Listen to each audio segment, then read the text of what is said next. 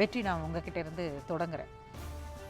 ஒரு புயல் உருவாயிருச்சுன்னு ஒரு செய்தி, அது உருவாகி 2 நாளாக எங்கே இருக்குன்னு தெரியலைன்னு ஒரு செய்தி, கணிக்கவே முடியலைன்னு ஒரு செய்தி. இதற்கு முன்பு ஒரு வானிலை ஆய்வு மையம் கொடுக்கக்கூடிய தகவலானது அது வந்து ஓரளவுக்கு துல்லியமாக இருக்கும், ஒரு சில நேரங்களில் தவறுதலாக இருக்கும். ஆனால் உருவாயிருச்சா உருவாகலையா, அது எங்கே இருக்குது இப்படின்னு கண்டுபிடிக்கிறதே ஒரு 2-3 நாட்களில் நிறைய குழப்பங்கள். ஏன் இப்படியான குழப்பங்கள் வருது? இதனுடைய காரணம் என்னன்னு பார்க்குறீங்க? முதல் காரணம் நம்ம விஞ்ஞான ரீதியாக இருக்கக்கூடிய நம்முடைய போதாமை. இரண்டாவது, இப்போது மாறி வருகின்ற புதிய சூழல், கிளைமேட் சேஞ்ச். இது ரெண்டும் சேர்ந்து இருக்கக்கூடிய ஒரு ப்ராப்ளம் தான். கடந்த ஒரு 4 நாட்களாக நம்ம இது வந்து ஒரு காற்றழுத்த தாழ்வு மண்டலமாக தான் ஃபஸ்ட்டு உருவாகுது இல்லைங்களா. பேசிக்காக வந்து இது வந்து மான்சூன். ஸோ மான்சூன் காலத்தில் இந்த மாதிரி இது உருவாகும். இப்படி ஒரு டிப்ரெஷன் உருவாகிறதுக்கு பேசிக்காக ஃபஸ்ட்டு இருக்க வேண்டிய இன்கிரிடென்ட் அப்படிங்கிறது என்ன, கடலினுடைய டெம்பரேச்சர், அந்த சி சர்ஃபேஸ் டெம்பரேச்சர் அப்படிங்கிறது எந்த அளவுக்கு இருக்கணும். ஒரு புயல் உண்டாகணும் அப்படின்னு பார்த்தீங்கன்னா 26.2 டிகிரி செல்சியஸ் இருக்கணும், 26.2 டிகிரி செல்சியஸ் அப்படிங்கிறது இருக்கணும். ஆனால் இப்போ இந்திய கடலோரத்தில் நமக்கான ஆவரேஜ் சர்ஃபேஸ் டெம்பரேச்சர் அப்படிங்கிறது 28 டிகிரி செல்சியஸ் இருக்குது. ஸோ ஆல்ரெடி ஒரு இன்ஹிடென்ட் ரெடியாக தான் இருக்குது. அப்போ உங்களுக்கு இந்த மாதிரி மேலே ஒரு அட்மாஸ்பியரிக் ப்ரெஷர் இருந்துச்சுன்னா அது டிப்ரெஷனாக மாறுவதற்கான எல்லா விதமான பாசிபிலிட்டிஸும் இருக்குது. இப்போ என்ன சிக்கல் அப்படின்னா, உங்களுக்கு இந்த புயல் உருவாகுவதற்கு, புயலோ இந்த டிப்ரெஷன் உருவாகுவதற்கு முன்னாடி என்ன டெம்பரேச்சர் இருக்குங்களா, அந்த அனாமலியை வந்து கணக்கிடுவதில் மிகப்பெரிய சவால் இருக்குது. இது யார் சொல்கிறாங்க அப்படின்னா, மினிஸ்ட்ரி ஆஃப் எர்த் சயின்ஸ் அவங்க வந்து ஒரு ஆய்வறிக்கை வந்து வெளியிடுறாங்க. இந்தியா கிளைமேட் 2030 அப்படின்னு ஒரு ஆய்வறிக்கை வெளியிட்டிருக்காங்க. அந்த ஆய்வறிக்கையில் ப்ரெடிக்ஷன்ஸில் இருக்கக்கூடிய சிக்கல்கள் என்ன இருக்குது, மாடலிங்கில் இருக்கக்கூடிய சிக்கல்கள் என்னவா இருக்குது அப்படின்றது இந்திய கடலில் நமக்கு இன்னும் நாம் கணிக்க தவறிய அல்லது கணிக்க முடியாத அளவுக்கு நிறைய மாற்றங்கள் நிகழ்ந்து கொண்டு இருக்குங்கிறாங்க. அதனுடைய போதாமைகளும் சொல்கிறாங்க. கடலில் என்ன மாற்றம் நிகழ்ந்து வருதுன்னா, மெரின் சர்ஃபேஸ் டெம்பரேச்சர் அப்படிங்கிறது கடுமையாக இன்க்ரீஸ் ஆகிட்டு இருக்கு. குறிப்பாக பே ஆஃப் பெங்காலும் அரேபியன் சீயும் இன்க்ரீஸ் ஆகிட்டு இருக்கு. பே ஆஃப் பெங்காலை விட அரேபியன் சீ அதிகமான டெம்பரேச்சர் இன்க்ரீஸ் ஆகிருக்கனால அங்கே அதிகமான சைக்ளோன்ஸ் வந்து உருவாகுது கம்பேரிட்டிவ். கடந்த 2 புயல்கள் எடுத்துக்கிறாங்க, ஃபானி புயல் அண்ட் அம்பன் புயல் எடுத்துக்கோங்க. இதை எடுத்து இந்தியன் மெட்ராலஜிக்கல் இன்ஸ்டியூட் அவங்க என்ன சொல்கிறாங்கன்னா, இந்தியன் மெட்ராலஜிக்கல் இன்ஸ்டியூட் அவங்க என்ன சொல்கிறாங்கன்னா, இந்த 2 புயல்களுமே அதனுடைய இன்டென்சிட்டி அண்ட் ஃப்ரீக்வன்சி வந்து ரொம்ப அதிகமாக இருக்குது. இவை 2மே சூப்பர் சைக்ளோன். இப்போ இது வந்து நல்வாய்ப்பாக சூப்பர் சைக்ளோனாக மாறலை. ஆனால் அந்த 2 சூப்பர் சைக்ளோனை அவங்க எடுத்துகிட்டு என்ன சொல்கிறாங்க அப்படின்னு பார்த்தீங்கன்னா, அதனுடைய இன்டென்சிட்டி ரொம்ப அதிகமாக இருக்குது. அப்போ என்னென்னா, கடந்த காலங்களில் இருந்த புயலினுடைய தன்மை மாதிரி இப்போ இந்த லாஸ்ட் ஒரு 20 இயர்ஸ் நடக்கக்கூடிய இந்த டிப்ரெஷனாக இருக்கட்டும், சைக்ளோனாக இருக்கட்டும், சூப்பர் சைக்ளோனாக இருக்கட்டும், இதனுடைய தன்மை மாறுகின்றது. ஒரு புயல் அல்லது நமக்கு மான்சூன் எப்படி உருவாகுதுன்னா, நிலம், கடல், காற்று, இது 3 சேர்ந்து ரியாக்ட் பண்ணுது. இது 3மே சேர்ந்துருக்கு, அது இயற்கை அமைப்புகள் சேர்ந்துருக்கு. ஆனால் இப்போ என்னென்னா, மனித சமூகத்தினுடைய செயல்பாட்டின் காரணமாக கடலில் ஏற்படக்கூடிய தட்பவெப்பநிலை மாற்றங்கள், அது கிளைமேட் சேஞ்ச். அதோட கூட ஏர் பொல்யூஷன் இதில் வந்து ஒரு காரணமாக இருக்குது. ஏரோசால்ஸ்னுடைய எண்ணிக்கை அதிகமாக இருக்குது. இந்த ஏரோசால்ஸுமே வந்துட்டு இந்த புயலினுடைய தன்மையை இன்டென்சிட்டியை பெருக்குவதில் ஒரு முக்கியமான காரணியாக இருக்குது அப்படின்னா, அப்போ இதெல்லாம் நியூ ஃபேக்டர்ஸ்.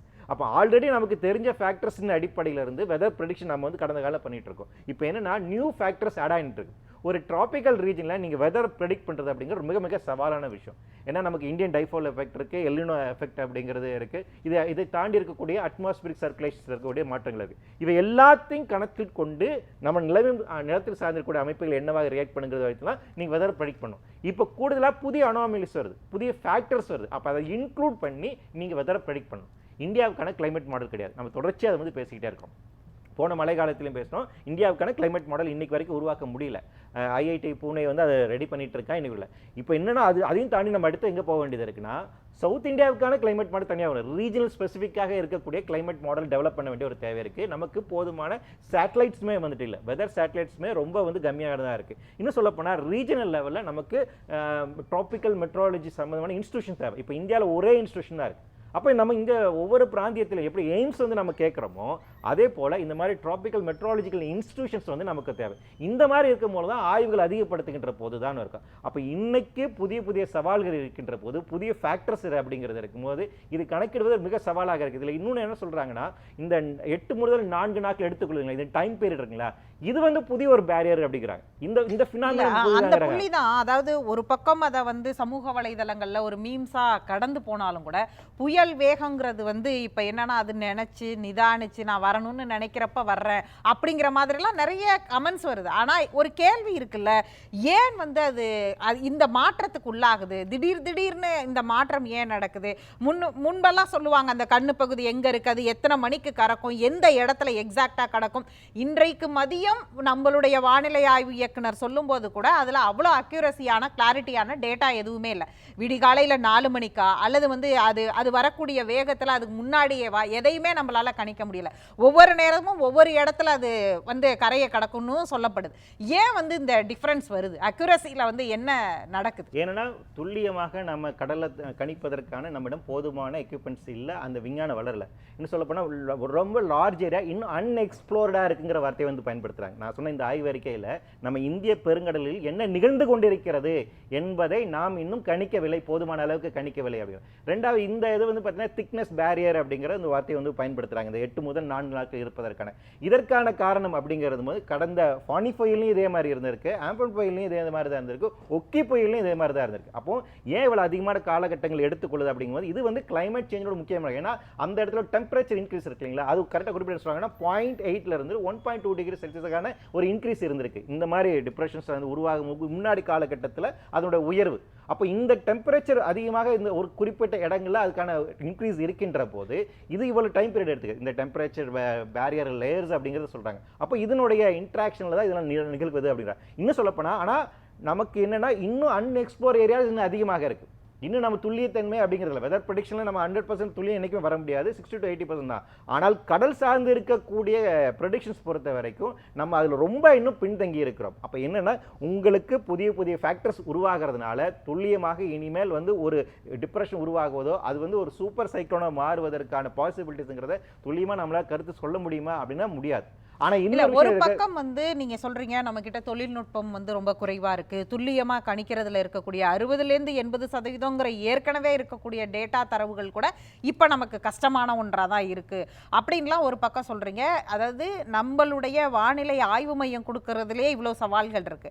ஆனா முன்பு காலகட்டத்தில எல்லாம் ஒரே ஒரு வானிலை ஆய்வு மையத்துடைய ஒரு இன்ஃபர்மேஷன் மட்டும்தான் நம்ம எல்லாருக்கும் வரும், அந்த ஒரு தகவல் பரிமாற்றம் மட்டும்தான் இருக்கும். ஆனால் இன்னைக்கு வீட்டுக்கு வீடு வந்து வானிலை ஆய்வு மையம் இருக்கிற மாதிரி தனிநபர்கள் நிறைய கணிக்கிறாங்க. சிலது அது சரியா இருக்கு, நிறைய அளவுக்கு வந்து வரக்கூடிய செய்திகளில் அதை சரி பார்க்கறது, அதை இப்போ கிளைமேட் வெரிஃபிகேஷனுங்கிறதே ஒரு பெரிய சேலஞ்சாக இருக்கு. இதை வந்து எப்படி அவங்களாலாம் எப்படி பண்ணுறாங்க? அது இவ்வளவு டெக்னாலஜி அப்டேட்டடாக இருக்கக்கூடிய நிறுவனங்களாலேயே முடியாததை அவங்களால எப்படி முடியும்? இந்த கொஸ்டின் ஒரு முரணா இல்லையா? இந்த மாதிரி ஆக ப்ரிடிக்ஷன்ஸ் முரணா இல்லையா?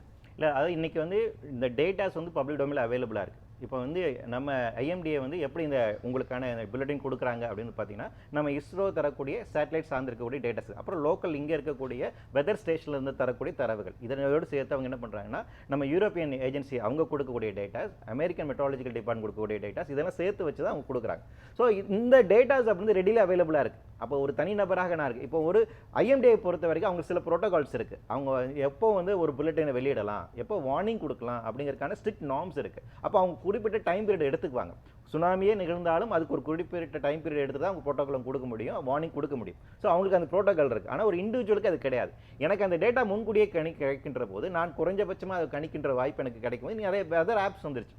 அதன் மூலமாக எனக்கு குறைஞ்ச அளவிலான சயின்ஸ் நான் வந்து அப்ளை பண்ணால் என்னால் ஒரு கன்க்ளூஷனுக்கு டெரைவ் பண்ண முடியும், அதை நான் வேணாலும் போஸ்ட் பண்ண முடியும். ஸோ அப்படி தான் வந்து நிகழ்கின்றது. அப்போ அரசு தரக்கூடிய ஆவணங்கள் அடிப்படையிலிருந்து மற்ற நிறுவனங்கள் தரக்கூடிய ஆவணங்கள் அடிப்படையில் தான் இவங்க சொல்கிறாங்க. இதில் நாம் அடிப்படையில் புரிந்து கொள்ள வேண்டியது என்ன, இது எந்த அளவுக்கு ஒரு ப்ராப்பர் சயின்டிஃபிக் அண்டர்ஸ்டாண்டிங்கோட ஒரு சயின்டிஃபிக் டெம்பர்மெண்ட்டோட தர்றாங்க, அதை எந்த அளவுக்கு மக்கள் உள்வாங்கி கொள்கிறார்கள் அப்படிங்கிற ஒரு பிரச்சனை. இந்த கேப் இருக்கு இல்லைங்களா, அதுதான் அடிப்படையிலான பிரச்சனை. அறிவியல் ரீதியாக ஒரு புயல் மையம் கொண்டு இருக்கிறது அப்படின்னா நாம் அது எப்படி புரிந்து கொள்ள வேண்டும்? இப்போ ஜப்பானில் வந்து உங்களுக்கு டிசாஸ்டர் கல்வி இருக்குது.